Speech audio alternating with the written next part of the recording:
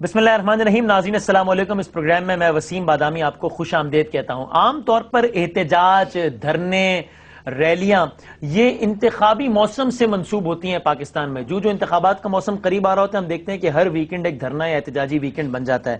لیکن آج کل پاکستان میں فضا ہے اور ظاہر ہے پاکستان پیپلز پارٹی کے تو ہم نے آخری 6 ماہ میں بڑی احتجاجی ریلیاں وہ دیکھیں. اگرچہ ہم نے دیکھا کہ اس سے پہلے بھی پی ایم ایل این نے بھی دھرنا دیا تھا وزیر اعظم ہاؤس کے باہر سارا کچھ، لیکن وہاں تو ہم نے پھر بھی آخری 6 ماہ میں ذرا رواج زیادہ دیکھا. یہاں ہم دیکھنے شروع کے 6 ماہ میں یہ سارے معاملات نظر آ رہے ہیں. عمران خان صاحب کی ریلی تھی، اس میں منور حسن صاحب یعنی کہ جماعت اسلامی کی قیادت بھی شریک ہوئی، شیخ رشید صاحب بھی تھے، وہاں ایم کیو ایم بھی ریلی کر رہی تھی، یہاں جے یو آئی فے نے ریلی نکالنے کا یعنی کہ دھرنا دینے کا اعلان کر دیا ہے اور وہ سارے معاملات چل رہے ہیں. آج کے پروگرام میں ذرا اس پر بات کرنے کی کوشش کریں گے کہ عمران خان صاحب نے جو ریلی نکالی، ایک جانب دھرنا جاری ہے، ایک جانب مہنگائی کے خلاف ریلی. ظاہر ہے اس سے میں تو کوئی شک نہیں ہے، بلکہ اکثر آپ لوگوں کا شکوہ بھی ہوتا ہے جب ہم دیگر موضوعات پر بات کر رہے ہوتے ہیں تو آپ کہتے ہیں ہمارا اصل مسئلہ تو ٹماٹر، آلو، پیاز، چینی، تیل، پٹرول، بجلی کا بل، یہ ہمارے سارے مسائل ہیں. تو خان صاحب نے جس ایشو کو ایڈریس کیا ہے وہ اہمیت کا حامل ہے یا نہیں، اس میں تو ظاہر ہے کوئی دو رائے نہیں ہے کہ اہمیت کا تو حامل ہے ہی. لیکن یہ اس طرز کی احتجاجی پولیٹکس سے کیا وہ مقصد حاصل ہو پائے گا، مہنگائی کم ہو پائے گی، یا کیا مقصد بھی مہنگائی ہی کم کرنا ہے یا مقصد کچھ اور ہے؟ حکومتی وزراء کہتے ہیں کہ یہ ہمیں معلوم ہے مقصد کچھ اور ہے، مجھے نہیں معلوم ان کا اشارہ کس جانب ہوتا ہے. یہ ریلی کتنی زیادہ کامیاب ہوئی؟ یہ مہنگائی کم کرنے کے لیے حکومت پر دباؤ بڑھانے کی کوشش تھی یا بلدیاتی انتخابات کی ایک پریکٹس تھی؟ اور اس طرز کی اسٹریٹ پالیٹکس کی کامیابی یا ناکامی کو جانچنے کا پیمانہ کیا ہونا چاہیے؟ اور سب سے زیادہ معصومانہ لیکن اہم ترین سوال یہی کہ اس مہنگائی کے جن سے جان چھوٹ پائے گی عوام کی یا نہیں. اس لیے کہ خان صاحب نے اس پہ بھی وارن کیا ہے کہ میں آپ کو بتانا چاہتا ہوں یہ مہنگائی سے جان نہیں چھوٹنے والی، یہ مزید بڑھے گی، اور وجوہات بھی انہوں نے بتائی، سولوشن بھی اپنے طور پر بتائے. بغیر کسی مزید تمہید کے مہمانوں کا تعارف اور گفتگو کا آغاز یہاں پر اسٹوڈیوز میں تشریف رکھتے ہیں. پاکستان مسلم لیگ نون کے بہت سینئر رہنما ہیں اور اپنی جماعت کو ریپرزینٹ کرتے ہیں obviously جناب صدیق الفاروق صاحب. سر بہت شکریہ وقت دینے کا، تھینک یو ویری مچ. ہمارے ساتھ موجود ہیں پاکستان تحریک انصاف کی بہت متحرک کارکن ہیں ناز بلوچ صاحبہ، thank you very much Naz for giving us time. اور سینئر صحافی ہیں، تجزیہ کار ہیں سلیم بخاری صاحب، ان کی ہم پڑھتے ہیں، ان کے تجزیے سنتے ہیں اور سیکھنے کی کوشش کرتے ہیں. سلیم صاحب بہت شکریہ. میں باقی مہمانوں کی اجازت سے چاہتا ہوں کہ ذرا ایک سلیم بخاری صاحب کی رائے سے آغاز کروں. سلیم صاحب یہ جو عمران خان صاحب نے جو شو دیا، واز اٹ این امپریسو شو؟ اور آپ کے خیال میں کیا حکومت پر دباؤ کا باعث بنا ہوگا یہ احتجاجی مظاہرہ یا اس طرح کے احتجاجی مظاہرے، یا حکومت نے بس اس کو ایسے ہی لیا ہوگا کہ بس ٹھیک ہے ایک جماعت کر رہی ہے اپنا اسٹریٹ پاور، فائن؟ نہیں وسیم، میرے خیال سے جیسا آپ نے ابتدا میں کہا کہ انتخابی موسم میں اس طرح کے جلسے ہوتے ہیں تو یہ کئی لحاظ سے انتخابی موسم تو ہے، اس لیے کہ لوکل باڈی الیکشنز کے شیڈیول اناؤنس ہو چکے ہیں، بالکل ایسے ہی جمع ہو رہے ہیں، اور لوکل باڈی ایک براڈر بیس ہے. آپ کو پتا ہے کہ پنجاب میں چونکہ تحریک انصاف کو وہ پذیرائی نہیں مل سکی تھی جس کی انہیں توقع تھی، بالکل جس کے لیے وہ ایم کر رہے تھے، تو اب شاید اسٹریٹجی میں یہ تبدیلی آئی ہے کہ لوکل باڈیز کے اوپر اگر قبضہ تو خیر برا لفظ ہے، اگر ڈومینیٹ کیا جائے تو چونکہ فائنینشیل اور ایگزیکٹو پاورز ان کے پاس ہوں گی، لہٰذا پنجاب گورنمنٹ ایز سچ ایک صرف ادارہ بن کے رہ جائے گا اور تمام اختیارات جو ہیں وہ لوکل باڈیز کے پاس ہوں گے. تو یہ انتخابی موسم تو ہے. تو اگر بظاہر مقصد یہ ہے کہ مہنگائی، تو اصل مقصد بلدیاتی انتخابات ہے آپ کے خیال میں پی ٹی آئی کا؟ نہیں، میں ایسا بالکل نہیں ہے. میں یہ بات بالکل بلا جھجک کہہ سکتا ہوں کہ مہنگائی کے ایشو پر تحریک انصاف نے انیشیٹو لیا ہے، ایک ایسا موضوع جس سے ہر پاکستانی متاثر ہے، بلکہ اگر آپ مجھے اجازت دیں تو میں کہوں گا کہ چیخیں نکل رہی ہیں جس کی، اس ایشو کو ایڈریس کرنے کی، اس ایشو کو ٹارگٹ کر کے اس کے اوپر کیمپین کرنے کے لیے تحریک انصاف بہرحال لائق مبارکباد ہے. لیکن اس کے اور بھی بہت سارے پہلو ہیں. آپ کو پتا ہے، آپ نے خود ذکر کیا کہ دھرنا چل رہا تھا نیٹو کی سپلائیز کے اگینسٹ کے پی کے میں، وہ سمبولک ویلیو تھی اس کی. 1 مہینے سے زیادہ اب ہو چلا ہے. غالباً وہاں پر چونکہ حکومت کے پی کے اس میں شامل نہیں ہے اور وہ سارا شو ورکرز نے اور پارٹی کے جو لیڈر ہیں انہوں نے آرگنائز کیا تھا، تو ہر ایک چیز کا ایک ٹائم ہوتا ہے پیک کا، اس کے بعد وہ فزل آؤٹ ہونا شروع ہوتی ہے. تو غالباً دوسرا محاذ جو ہے ایک ایسے عوامی موضوع کی بنیاد کے اوپر کھڑا کیا ہے اور ملک کے سب سے بڑے صوبے میں اور چیلنج کیا ہے پنجاب کی گورنمنٹ کو. تو میں سمجھتا ہوں کہ ایشو کے اعتبار سے ہر پاکستانی جو ہے وہ یہ چاہتا ہے کہ اس کی آواز ان کوریڈور تک جائے جہاں فیصلہ کرنے والے بیٹھے ہوئے ہیں. ٹھیک ہے. اور ہر روز ہم دیکھ رہے ہیں کہ ایسے اقدامات ہو رہے ہیں جس سے مہنگائی میں اضافہ ہو رہا ہے, کمی کا کوئی انڈیکیٹر نہیں ہے. اور چونکہ آپ نے خود نے کہا کہ پنجاب کی حکومت کو شاید یہ جو بلدیاتی نظام یا بلدیاتی انتخابات سے پہلے کا پی ٹی آئی کا یہ ہوم ورک ہے, یہ اسٹریٹ پالیٹکس, شاید ایک تاثر ابھرنے کی ایک وجہ یہ بھی ہے کہ مہنگائی تو وفاقی موضوع ہے, تو پھر یہ دھرنا, یہ احتجاج مہنگائی کے خلاف تھا تو اسلام آباد کی سڑکوں پر کیوں نہیں تھا, لاہور میں کیوں تھا. لیکن ٹھیک ہے, میں ناز بلوچ صاحبہ ذرا اس پہ تفصیل سے تو ظاہر ہے بات ہوگی, لیکن ایک چونکہ مہنگائی کو آپ لوگوں نے سب سے زیادہ بیسک ایشو بنایا ہے اس ریلی کا, اور یہ بھی کہا ہے کہ آگے اس طرز کی ریلیوں کا سلسلہ چلتا رہے گا اور اس کا شیڈیول بھی دیا ہے. اب یہ بڑی مضحکہ خیز بات لگ رہی ہے, اپیرنٹلی آپ اس کو ڈیفینڈ کیجئے, کہ اسٹیٹ بینک آف پاکستان کے فگرز بھی ہیں میرے سامنے, وہ بڑا ٹیکنیکل ہو جائے گا اگر میں اس کی ڈیٹیلز میں جاؤں, اور یہ اسٹیٹسٹیکل بیورو آف پاکستان جو ہے وہ اس کے فگرز بھی ہیں میرے سامنے. اور ہم مزید کچھ مشکل اعداد و شمار میں نہ جائیں, جو بڑی بنیادی اشیاء ہوتی ہیں, پیاز ہو گیا, شوگر, رائس, اس طرح کی چیزیں, ان کا ایک کمپیریٹیو انالیسس میرے سامنے موجود ہے, اور اس سے تو یہ ثابت ہو رہا ہے کہ اس طرز کی جتنی بھی بنیادی اشیاء ہیں یہ کے پی کے میں زیادہ مہنگی ہیں بنسبت پنجاب کے. بسم اللہ الرحمن الرحیم. وسیم دیکھیں, پہلی بات میں آپ کو یہ بتا دوں کہ حضرت علی کرم اللہ وجہ کا قول ہے کہ کبھی بھی کوئی کاروباری شخص اچھا حکمران نہیں ہو سکتا, اور اگر کسی کاروباری شخص کو حکمران بنا دیا جائے تو وہ اپنے عہدے کے ساتھ انصاف نہیں کر سکتا. یہ مولا علی کا, حضرت علی کرم اللہ وجہ کا قول ہے. تو میں اس سے شروع کروں گی, اور میں یہ مانتی ہوں کہ جب اپنے بزنس بیرون ملک ہوں, اپنے اثاثے بیرون ملک ہوں حکمرانوں کے اور ان کی آل اولادوں کے, تو پھر آپ مجھے بتائیے کہ اس ملک کے ساتھ کیسے وہ انصاف کریں گے. آتے ہی جب ڈالر 107 کا ہو جاتا ہے, پیٹرول کی قیمت آسمان کو چھوتی ہے, اور مہنگائی میں ایسا اضافہ ہوتا ہے کہ 2% جی ایس ٹی وفاق لگاتا ہے.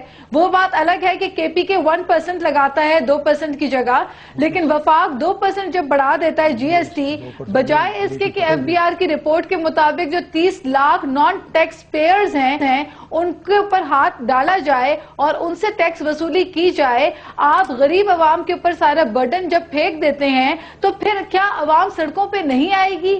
کیا وہ مہنگائی کے اثرات ہر چیز پہ مرتب نہیں ہوں گے؟ ان ساری چیزوں پر بات ہوگی ناز, جن کی طرف آپ نے اشارہ کیا, لیکن جو میرا سوال تھا کہ یہ بنیادی جو اشیاء ہیں ان کا پورا کمپیریٹیو انالیسس فگرز کے ساتھ موجود ہے, یہ کے پی کے میں زیادہ مہنگی ہیں. I'm coming towards یہ that. کیا معاملہ ہے؟ I'm telling you that. دیکھیں, جب بجلی کے پی کے سے لی جا پروڈیوس ہوتی ہے, لیکن وہی بجلی جب کے پی کو بیچی جاتی ہے, دی جاتی ہے, تو مہنگے داموں کے پی کے کو وہ بجلی خریدنی پڑتی ہے, وہ مہنگی پڑتی ہے ہمیں, حالانکہ پروڈیوس کے پی کے آپ کو 4,500 میگا واٹ کے پی کے پروڈیوس کر کے دے رہا ہے. اسی طریقے سے جو ویجیٹیبلز ہیں, گرین گروسری ہے, یہ جب پنجاب سے آتی ہے کے پی کے میں تو یہ آتے آتے مہنگی ہو جاتی ہے. آپ مجھے بتائیے, ایک کوئی پھل یا کوئی فروٹ یا کوئی سبزی اگر اسلام آباد میں 150 روپے کی بکے گی تو ہاؤ از اٹ پاسبل کہ باقی جگہوں پہ آپ کے پاس جو ہے وہ 50 روپے یا 60 روپے کی بکے؟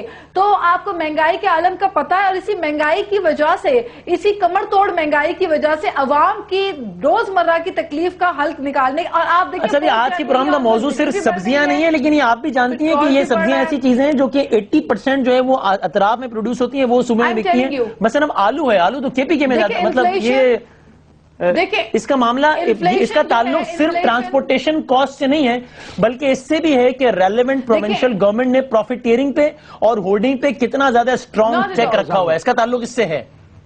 No, let me tell you. دیکھیں, انفلیشن ہمارا ڈبل ڈیجٹ ہوا ہے, یہ کے پی کے گورنمنٹ نے نہیں کیا. بجلی مہنگی کے پی کے گورنمنٹ نے نہیں کی, پیٹرول مہنگا کے پی کے نے نہیں کیا, ڈالر 107 کے پی کے نے نہیں کیا, مہنگائی جی ایس ٹی 2% کے پی کے نے نہیں کیا. ہم تو کرپشن کے ٹوٹلی اگینسٹ, بلکہ آپ کو کے پی کے میں اگر کوئی بھی کرپشن ملتی ہے, فائنڈ آؤٹ ہوتی ہے, تو ہم نے تو منسٹرز کو برطرف کیا ہے اس کے اوپر. تو we are very firm on that. دیکھیں, اگر آپ مہنگائی کی بات کر رہے ہیں تو آپ کراچی میں آ کے دیکھیں, یہاں پہ جس قسم کی کرپشن ہے, یہاں پہ جو ایکسائز ٹیکسیشن ڈپارٹمنٹ کے لوگ ہیں وہ جا کے سبزی والوں سے 5,000 روپے تو بھتہ لے رہے ہیں. اور پھر کیا فائدہ؟ وہ سبزی والا تو پھر وہ ہم سے لیتا ہے، یا وہ پھل والا وہ عام عوام سے جو ہے مہنگے فروخت کرتا ہے. تو یہ جو چیز ہے یہ آپ کو پورے پاکستان کے اندر دکھائی دے گی جب تک اوور آل وفاق مہنگائی کے اندر کمی نہیں کرے گا. اچھا ٹھیک ہے، میں ذرا صدیق صاحب کی طرف آتا ہوں. Tend to disagree from you, لیکن یہ عجیب ہے. میں صرف ایک حیرت کا اظہار کرتے ہوئے صدیق الفاروق صاحب کی طرف آ رہا ہوں کہ آج سے 8 مہینے پہلے کے ہم ٹاک شوز دیکھیں تو پی ٹی آئی کا ہر آرگیومنٹ، یعنی کہ مور اور لیس کا ہر آرگیومنٹ اس بات کو اسٹیبلش کر رہا ہوتا تھا کہ بھائی صوبائی حکومت شور نہ مچائے، وفاق کے مسائل تو ہوتے ہیں لیکن صوبائی حکومت چاہے تو اپنے طور پہ بہت بہتر کر سکتی ہے. آج آپ کا ہر آرگیومنٹ یہ اسٹیبلش کر رہا ہے، مور اور لیس ہر آرگیومنٹ، کہ ہم کیا کریں، اتنی گند مچائی ہوئی ہے. تو پھر اس کا جواب آپ سے پہلے ذرا صدیق الفاروق صاحب کو میں انوائٹ کروں. صدیق الفاروق صاحب، ابھی اب سے کوئی 3 گھنٹے پہلے یہ 7 والے اسٹوڈیوز میں کاشف عباسی صاحب کا پروگرام ہو رہا تھا جس میں فروخ سلیم صاحب یہ کہہ رہے تھے کہ آپ دنیا بھر کے ماہرین اقتصادیات کو جمع کر دیجئے، وہ کسی بھی بات پر ڈس ایگری کر سکتے ہیں لیکن مہنگائی کے معاملے پر ڈس ایگری نہیں کریں گے کہ اس کی بنیادی وجہ ہوتی ہے نوٹ چھاپنا. جب 850 ارب روپے چھاپ لیا آپ نے تو پھر تو مہنگائی کا سیلاب آنا ہی ہے نا سر. دیکھیے، بسم اللہ الرحمن الرحیم. پہلی بات تو اس سوال کا جواب دینے سے پہلے میں یہ کہ ناز بلوچ صاحبہ فرماتی ہیں کہ جی ایس ٹی 2% اور صوبہ خیبر پختونخوا نے 1%. اب جی ایس ٹی ہے ہی مرکزی ٹیکس، تو وہ صوبے نے کہاں لگانا ہے؟ وہ 1% ہے، 2% نہیں لگا. تو یہ اپنی وہ جو ہے نا کریکشن، وہ فیکچوئل مسٹیک کر رہی ہیں. جی نہیں، اس کو میں ٹھیک کر دوں. کریکشن 17 سے 19% آپ نے ڈی. اچھا وہ 1% ہی رہا ہے، وہ میں آپ کو بتا رہا ہوں اور آپ چیک کر لیجئے، میں دعوے سے ہی کہہ رہا ہوں. اچھا دوسری بات یہ ہے کہ یہ 4500 میگا واٹ بجلی جو خیبر پختونخوا پیدا کر رہا ہے، تو یہ عمران خان صاحب نے جب تک ان کی پارٹی کی حکومت جب سے قائم ہوئی ہے اس وقت سے پیدا کرنی شروع کی ہے. ان 6 مہینوں میں نہ بجلی یہ پیدا کر سکتے ہیں، نہ کوئی نیا 6 مہینے میں لگا کے پلانٹ اور اس سے بجلی پیدا ہو سکتی ہے. تو سلسلہ آ رہا ہے. اور یہ جو مرکزی حکومت میں جتنے آبی وسائل وغیرہ ہیں یہ مرکزی حکومت کے کنٹرول میں، بجلی اور پانی کی، تو اسی طرح چلا آ رہا ہے نا. ٹھیک ہے، مسئلہ یہ ہے کہ انرجی کا جو کرائسس ہے اسے حل کرنا ہے. اور انرجی کا کرائسس جو ہے وہ آپ کی پوری اکانومی کی انرجی جو ہے وہ ریڑھ کی ہڈی ہے، وہ شاہ رگ ہے. کارخانہ بجلی سے چلے گا. مہنگائی کی جو ریڑھ کی ہڈی ہے وہ نوٹ چھاپنا ہے، آپ چھاپے جا رہے ہیں. صرف نوٹ چھاپنا نہیں ہے، one of the main reason پیداوار کی کمی. جب پیداوار کم ہو تو مہنگائی ہے. ابھی آلو، ٹماٹر، پیاز کا بہت شور ہوگا نا. کیا وجہ تھی کہ وہ 150 روپے کلو ٹماٹر بک گیا؟ آپ اس وقت جو ہے وہ 40-50 روپے کلو ہے. آلو 10-15 روپے کلو پہ آ گیا اور اب کسان چیخ رہا ہے کہ اس کا خرچہ ہی نہیں پورا ہو رہا.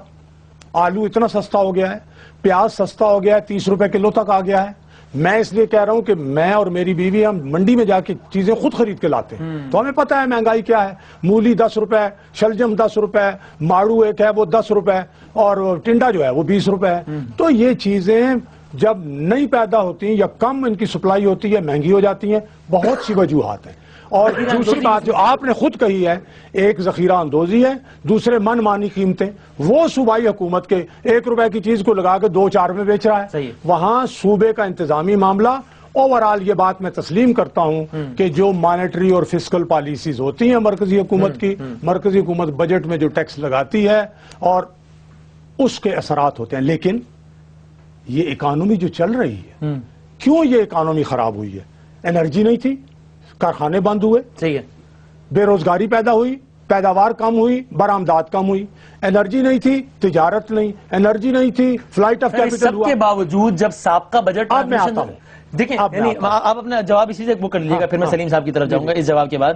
سابقہ حکومت جب یہ سارے رونے روتی تھی تو آپ لوگوں کا کاؤنٹر آرگومنٹ یہ ہوتا تھا کہ بھائی یہ 3-4 جو بڑے بڑے سفید ہاتھی ہیں نا، ان میں کرپشن ختم کرو تو 1000-1200 ارب روپیہ تو یہاں سے بچ جائے گا. بالکل. نیب میں کرپشن ختم کرو، اتنے ارب روپیہ یہاں سے بچ جائے گا.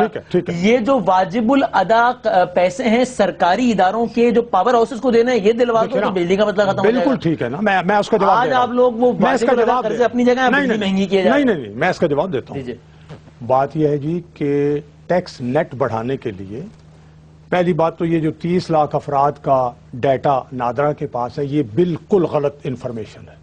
تقریر میں گئے انہوں نے تقریر میں کہ یہ غلط کہا ہے.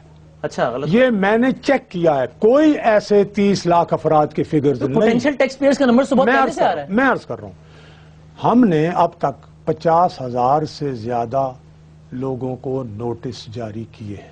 اچھا. جو ہم نے 17% ٹیکس کا ٹارگٹ بڑھایا ہے پہلی سہ ماہی میں اگرچہ 17% کے حساب سے نہیں، لیکن ایک ایڈیشنل اماؤنٹ جو ہے وہ آئی ہے جو انشاءاللہ مزید بہتر ہوگی. اچھا، دوسری بات یہ ہے کہ انرجی کے کرائسس سے میں اگر یہاں ڈیٹیل بڑے جنگی پیمانوں پر ہم جو ہے وہ اس سے نپٹنے کی کوشش کر رہے ہیں. اس وقت چین، ترکی، روس، وسیم، یہ برطانیہ، پچھلے 25 امریکہ، سالوں میں یہ سب ایک منٹ آپ رک جائیں نا، میں نے آپ کی بات میں کوئی، یہ انویسٹمنٹ بڑے پیمانے پہ لا رہے ہیں. یہ یورپین یونین نے ہمیں جو سٹیٹس دیا ہے وہ جی ایس پی پلس کا، یہ آپ کے سامنے ہے. تو کریڈیبلٹی جو انٹرنیشنل سٹاک ایکسچینج ہے -3 سے، یہ بڑی اہم بات ہے، -3 سے +2 کا ہمیں جو ہے سٹیٹس انہوں نے دے دیا ہے. انٹرنیشنل کریڈٹنگ جو پہلے مائنس میں تھی اب وہ پازیٹیو. گولڈمین سیکس نے کہہ دیا ہے کہ آپ بڑے اچھی اکانومی میں مختصر کر دوں. میں یہ عرض کروں گا کہ ان 6 مہینوں میں وہ جو کریڈیبلٹی انٹرنیشنل لیول پر اسٹیبلش کرنے کی بات تھی، الحمدللہ اس میں ہم کامیاب ہوئے اور ہم آگے بڑھ رہے ہیں. میں ایک چھوٹا سا بریک لے لوں، بریک کے بعد بخاری صاحب کی طرف آؤں گا اور پھر صدیق صاحب سے یہ معصومانہ گزارش کرتے ہوئے بریک لوں گا اور اس پر تبصرہ ظاہر ہے بریک کے بعد فرمائیں گے. ناز صاحبہ سے بھی کچھ سوالات کرنے ہیں کہ جہاں پر گولڈمین سیکس کا حوالہ دیا جاتا ہے جناب ہماری ریٹنگ اچھی ہو گئی ہے، اسٹینڈرڈ اینڈ پورس کا حوالہ دیا جاتا ہے ہماری ریٹنگ اچھی ہو گئی ہے، اسٹاک مارکیٹ کا کہا جاتا ہے کہ دیکھیے جناب کیا زبردست ہو گئی ہے. تو وہاں پر یہ ایک غریب سا سروے یونائٹڈ نیشنز کا economic and social survey of Asia and Pacific بھی آیا ہوا ہے جس نے ساؤتھ ایشیا کی 17 اکانومیز کا جائزہ لیا ہے، ایشیا اینڈ پیسیفک. ہاں، اور اس کے مطابق پاکستان کی معیشت دنیا کی مہنگی ترین معیشت ہے، انفلیشن پاکستان میں سب سے زیادہ ہے. تو یہ بھی تو ہے، کیا یہ کھلا تضاد نہیں؟ ایک بریک کے بعد واپس آتے ہیں.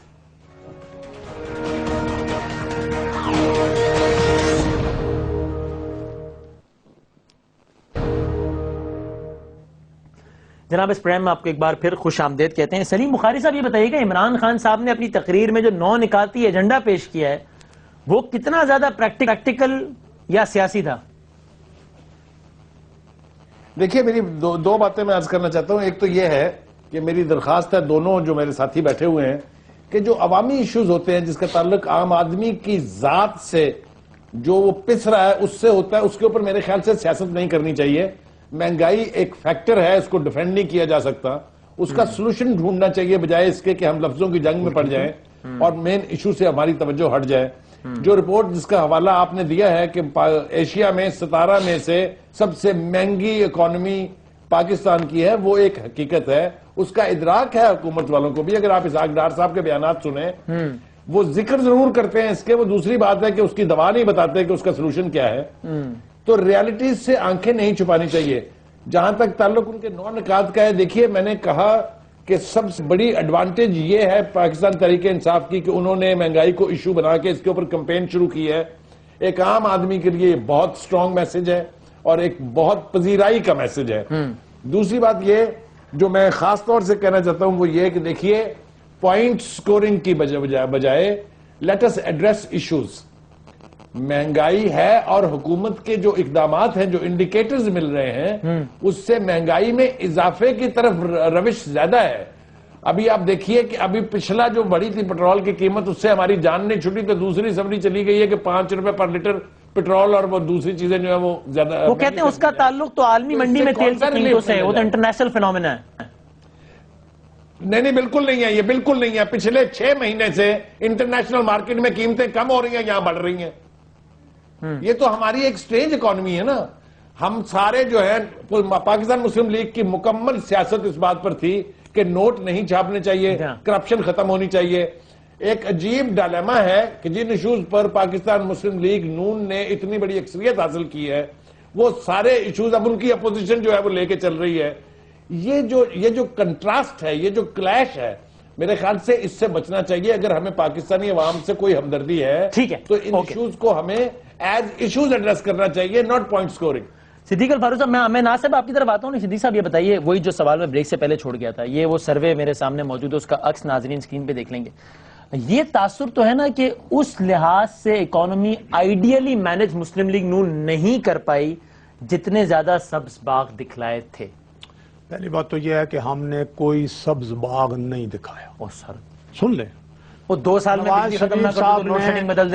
شریف صاحب نے یہی کہا کہ 3 سال میں اقتصادی ترقی کی خوشخبری میں آپ کو دوں گا، بلکہ انہوں نے اقتصادی الیکشن کی انقلاب بات کی کہا نا، تو نہیں، الیکشن سے پہلے کی الیکشن بات کے ہے۔ یہ الیکشن کیمپین میں نہیں کہا یہ تھا الیکشن انہوں نے۔ کی کیمپین میں تو تقریر ہے۔ کہتے ہیں 2 سال میں لوڈ شیڈنگ ختم، تقریر ہے۔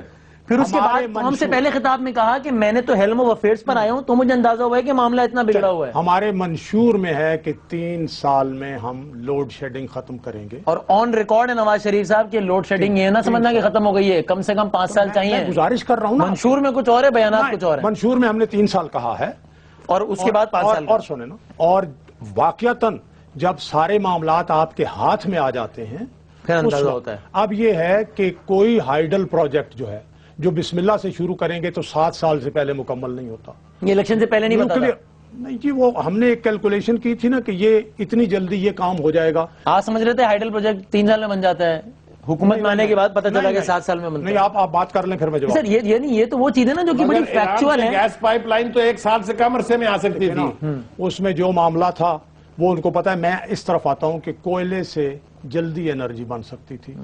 ہم نے گڈانی پہ 6600 میگا واٹ کا ایک پورا پارک بنایا اور اس میں انٹرنیشنل جو کمپنیاں ہیں ان کو دعوت بھی دی۔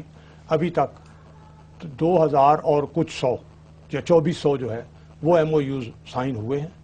ابھی اس کے لیے ہم نے وہ جیٹی اور باقی فیسلٹیز بنانی ہے تاکہ کوئلہ وہاں سے آئے اور وہاں وہ بجلی بنے۔ سولر پارک 1000 میگا واٹ کا قائم کر دیا۔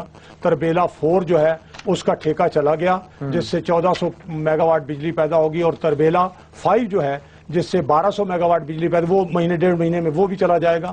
نندی پور جو ہے وہ 6-8 مہینے میں پیداوار دینی شروع کر دے گا۔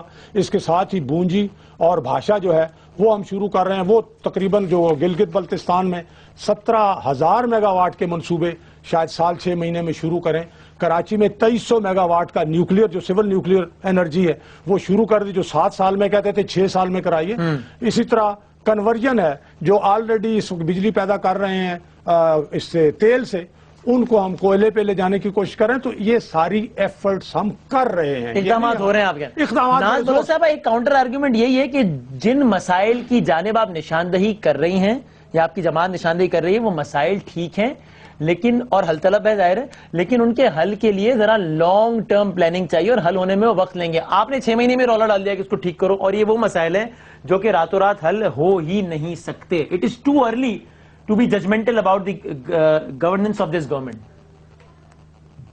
دیکھیں وسیم، پچھلے 25 سال ججمنٹل 6 مہینے میں کے پی کے لیے تو ججمنٹل ہو جاتے ہیں لوگ۔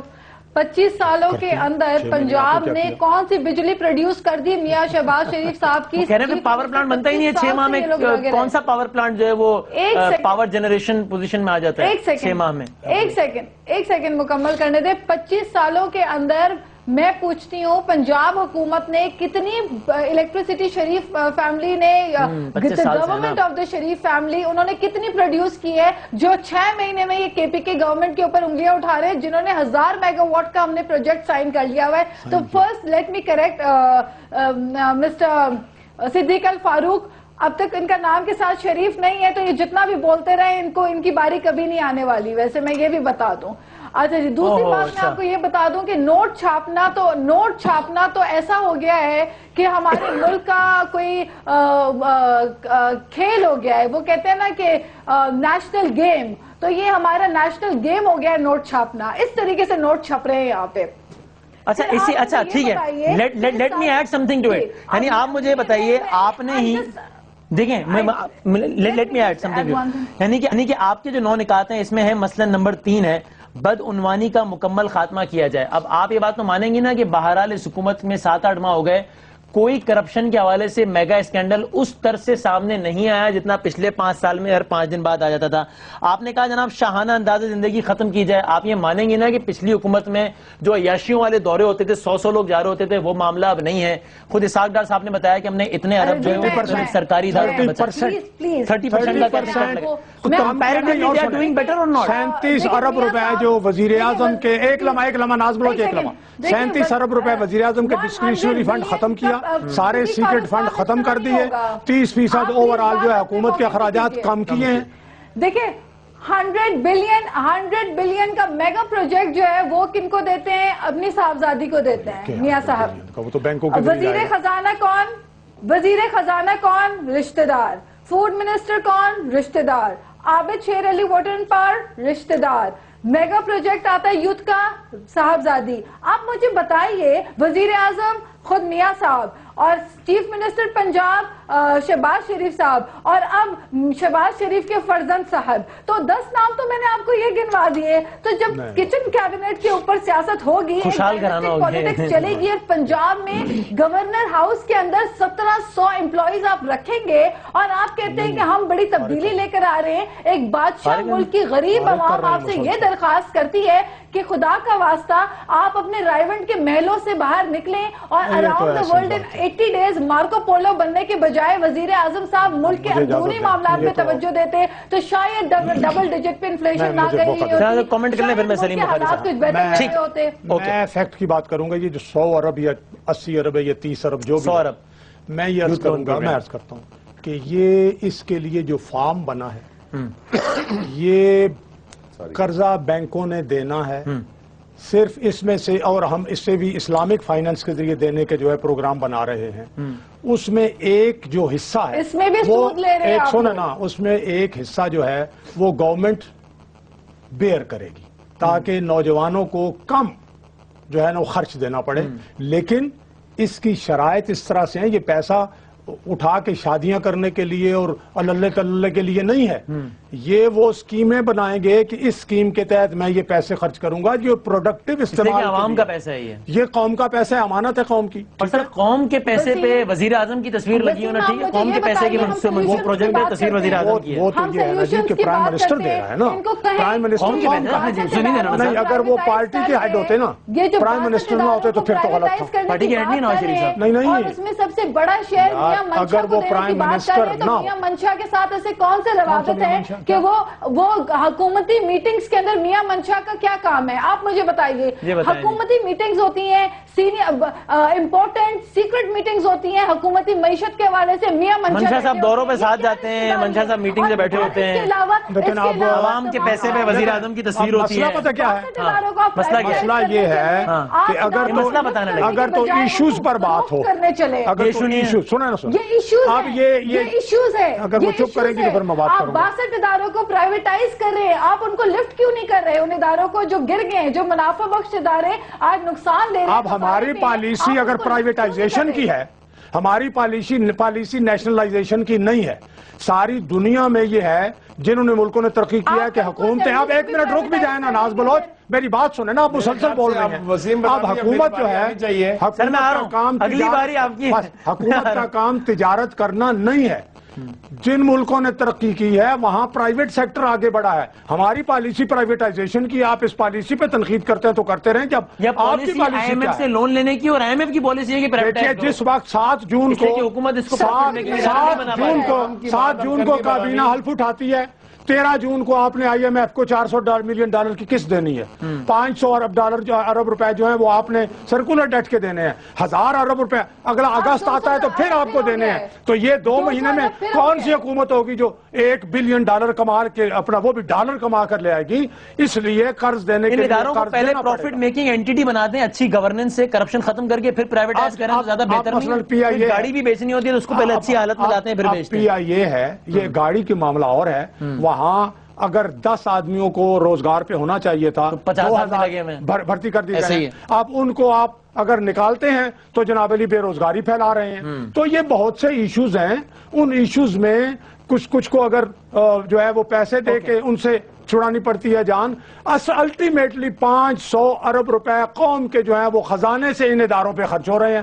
تو اگر ہم صرف 5 فرض کریں ان کی کوئی قیمت ہم نہ لیں, لیکن 500 ارب روپے سالانہ بچے اور وہ ہم قوم پر خرچ کریں, تب بھی ہم منافع میں ہوں گے. سلیم بخاری صاحب یہ بتائیے مجھے, آپ نے نوٹ بھی چھاپے 800 تو وہ تو چھپیں گے. جی نوٹ تو جب آپ کہہ رہے ہیں چھپیں گے, پہلے آپ اس بات پہ گالیاں دیتے تھے پیپلز پارٹی کو کہ نوٹ چھاپ رہے ہیں. نوٹ ہمیشہ چھپتے ہیں, ہر اتنے تو نہیں چھپتے نا. غریب کے اوپر وہ جو 14 ارب روپے مشینیں خراب ہو گئی ہیں صدیق صاحب, اتنے نوٹ چھپ گئے. 14 ارب روپے کے روزانہ جو چھپ رہے تھے نا, اب وہ کام نہیں ہے. اور آپ کہہ رہے ہیں ملک چلے گا. سلیم بخاری صاحب, ظاہر ہے میں اور آپ اکانومسٹ نہیں ہیں, آپ کو ایک ایز اے لے مین, یعنی ویسے تو آپ کے ظاہر سیاسی بصیرت بہت ہے, لیکن اکانومی کے اعتبار سے اگر آپ ایز اے لے مین دیکھیں تو آپ اگر آئیڈیل پرفارمنس نہیں ہے اس وقت گورنمنٹ کی معاشی اعتبار سے, تو اس کا کتنا زیادہ ذمہ دار اس حکومت کی نااہلی کو ٹھہراتے ہیں اور کتنا زیادہ ذمہ دار اس فیکٹ کو ٹھہراتے ہیں کہ انہیں خزانہ ملا ہی بہت بری حالت میں تھا؟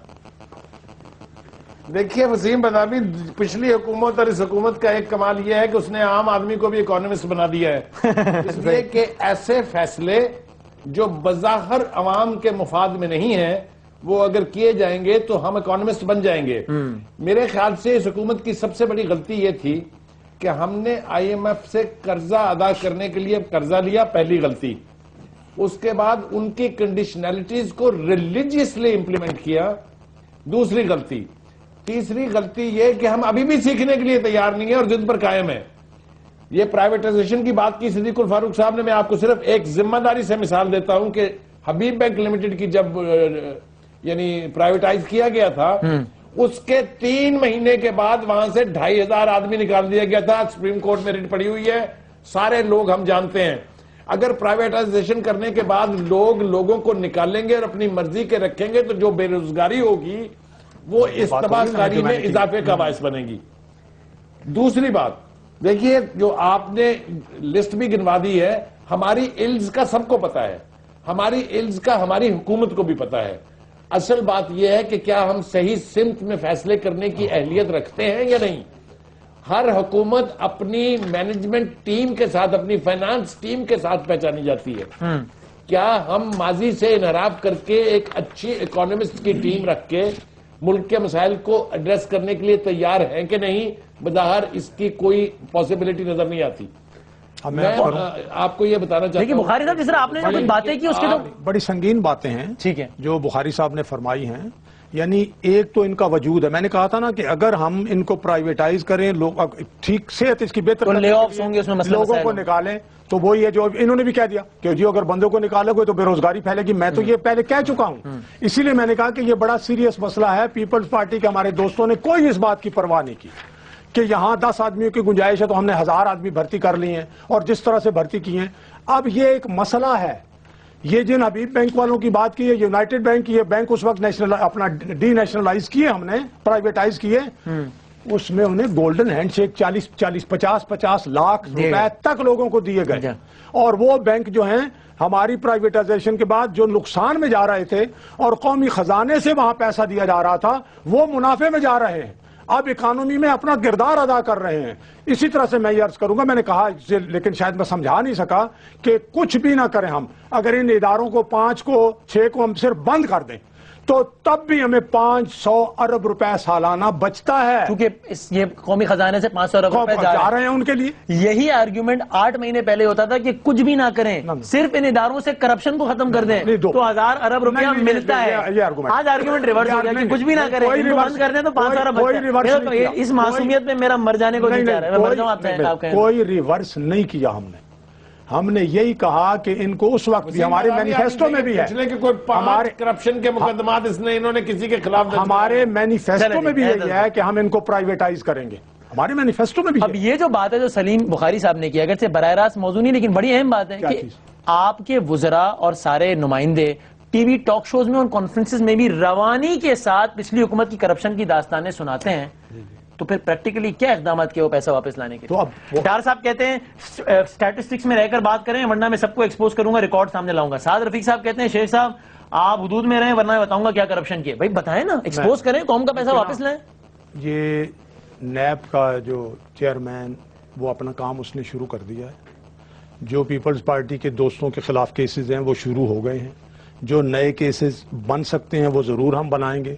ریکوری جو ہم نے کرنی ہے، پیسہ لوٹا ہوا واپس لینا ہے، لیں گے، لیکن سارے مسائل کس طرح سے آپ دیکھیں۔ ابھی تک اگر ہم ذرا سا ٹیم تبدیل کرنے کے لیے کچھ بندے فرض کریں، غلط یا صحیح کریں، وہ عدالتیں بھی بیٹھی ہوئی ہیں۔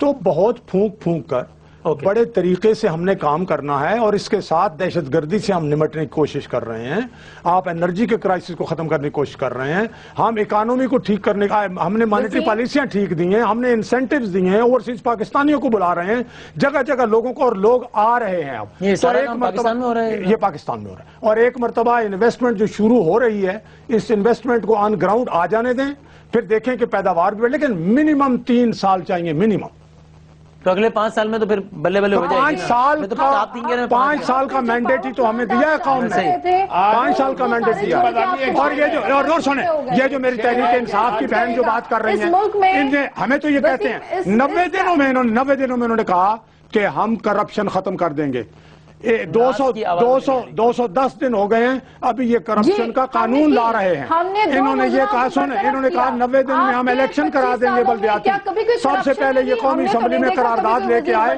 کہ جی یہ الیکشن ملتوی کیے جائیں ڈیٹ آگے کی جائے انہوں نے اور بہت سی بات کہتے ہیں جی ہم نے انرول کر لیے ہیں 50 لاکھ بچے وہ صرف انرولمنٹ ہے بچے میں کل بھاگ رہے ہیں ناز یہ گورننس سے متعلقہ کچھ خالصتاً گورننس سے متعلقہ سوالات نون والے بہت اٹھاتے ہیں مثلا پرویز رشید صاحب نے بھی کہا ہے کہ جناب خان صاحب بتائیں انہوں نے خیبر پختونخوا میں منتخب ایس ایچ او لگا دیے اراضی کا ریکارڈ کمپیوٹرائز کر دیا صوبے کی پولیس کو غیر سیاسی بنا دیا خیبر پختونخوا میں ایکسائز اور صوبائی ٹیکس چور پکڑ لیے اور ایک پوری فہرست سوالات کی یہ خالصتاً گورننس کے ایشو ہیں پرویز رشید صاحب جو ہے وہ تو پہلے 30 اکتوبر کے جلسے میں بیٹھ کر پہلے 30 اکتوبر کے جلسے میں بیٹھ کر صدیق فاروق صاحب آپ اینکر نہیں ہیں 30 اکتوبر کے مطالبہ ٹھیک ہے لیکن کہتے ہیں شخصیت میں نہ جائے سوال کا جواب دیں مطالبہ ٹھیک ہے وہ تو کرسیاں بیٹھ کر گن رہے تھے کہ پی ٹی آئی کے کتنے لوگ دیکھیں بات یہ ہے کہ پرویز رشید تو وہ باتیں کرتے ہیں جس طرح میں بار بار دہراتی ہوں کہ ہٹلر کے جس طرح گوبلز ہوتے تھے جو ہر خبر اچھی بتاتے تھے کہ ایوری تھنگ جو شخصیت موجود نہیں اس کو چھوڑیں صدام حسین کے سعید الصاف تھے جس طرح صدام حسین کے سعید الصاف تھے کہتے تھے سب اچھا اور بعد میں کیا انجام ہوا صدام حسین کا دیکھیں آپ سچ بتائیں آپ اگر ان کے وزیر اور ان کے مشیر جس دھوکے میں میاں صاحب کو رکھ رہے ہیں اور میاں صاحب کا رویہ میں ناز بلوچ کے آگے ہاتھ جوڑتا ہوں خدا کے لیے یہ ادھر ادھر کی باتیں نہ کریں سوالوں کے جواب میں 1 منٹ رہ گیا میرے پاس اور 1 منٹ کا سوالوں کے جواب دیں وسیم بادامی ایک جملہ صرف جی آخری جملہ ایک دو وزراؤں کو ہم نے صدیق الفاروق صاحب سے کہیں جو 5 سوال انہوں نے پوچھے ان کے جواب اپنے کانٹیکسٹ میں بھی دے دیں 25 سالوں کے اندر کیا 25 سالوں میں پنجاب میں کبھی کوئی کرپشن نہیں ہوئی کیونکہ ہم نے تو نہیں دیکھا ان سوالوں کا جواب نہیں تھا اچھا چلیں ٹھیک ہے اوکے تھینک یو ویری مچ میں مزید کوئی سوال اس نہیں اٹھا رہا کہ پھر اس کا تشنگی رہ جائے گی بہت شکریہ ناز بلوچ صاحبہ سلیم بخاری صدیق الفاروق صاحب بہت شکریہ کوشش کی تھی ایک ذرا کمپیریٹیو انالیسس کریں اور سارا کچھ مہمانوں کا شکریہ ادا کرتے ہیں اور بریک کے بعد اپنے طور پر اس کو کنکلوڈ کرتے ہیں